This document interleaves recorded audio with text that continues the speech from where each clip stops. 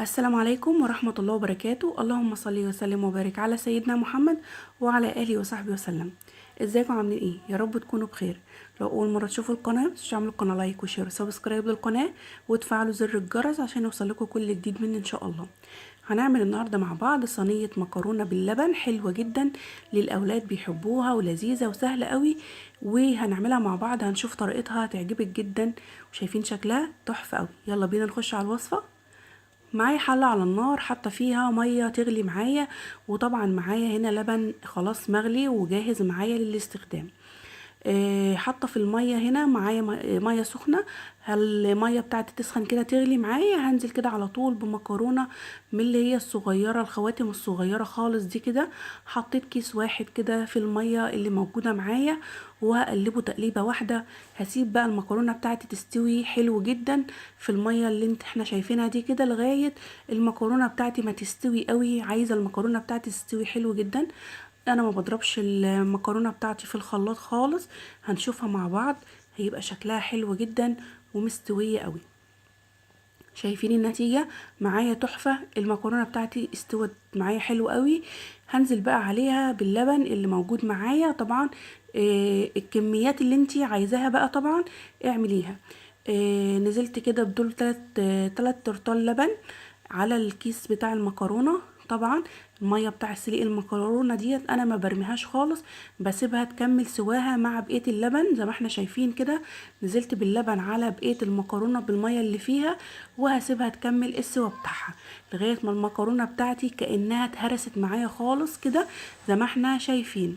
تمام، مكرونه معايا زي ما احنا شايفين كده اهي، حلوة جدا جدا.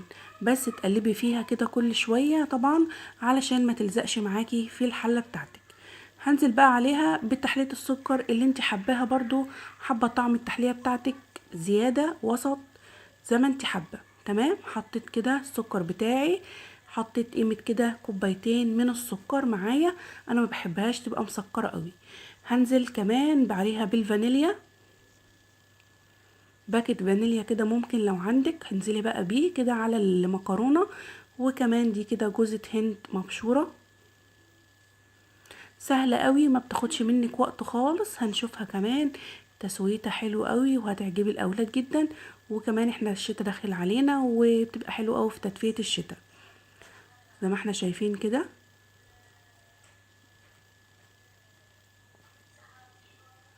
قلبت المكرونة كويس لغاية ما المكرونة بتاعتي استوت معايا جدا في اللبن.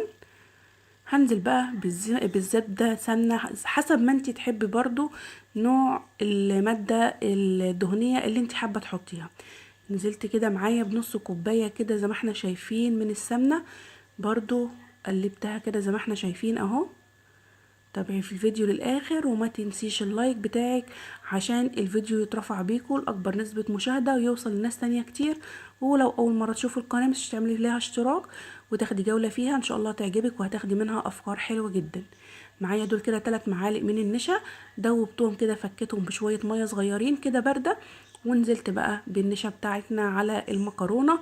مادة الربط اللي هتبقى معانا اللي هي النشا، طبعا ما حطيتش نشا كتير علشان المكرونة طبعا منزلة كمية النشا اللي موجودة فيها، فمش هتحتاج معايا نشا كتير.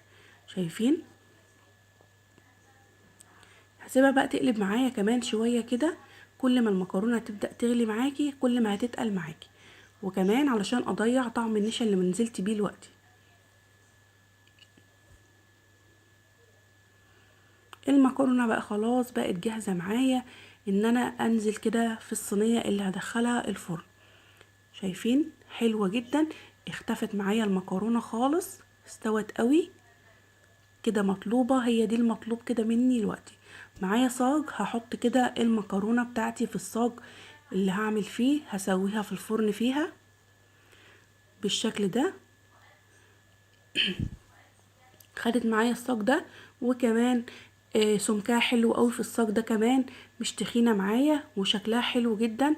وحطيت كمان بقيتها في الصينية دي برضو كانت سمكها حلو قوي مش تخينة معايا.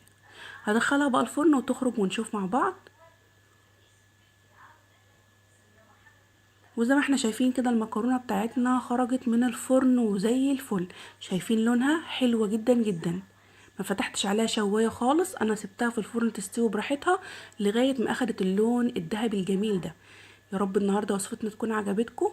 لو اول مره تشوفوا القناه مش تعملوا القناه لايك وشير وسبسكرايب للقناه وتفعلوا زر الجرس عشان يوصلك كل جديد مني ان شاء الله. وصفه سهله وبسيطه جدا. والسلام عليكم ورحمه الله وبركاته.